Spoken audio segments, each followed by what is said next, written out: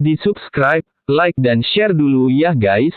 Jangan lupa, lonceng notifikasinya diaktifkan agar tahu seputar video dari si Baong Sunda.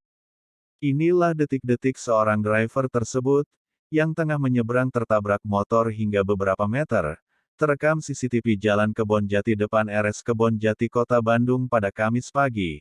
Akibat musibah tersebut kedua korban mengalami luka serius.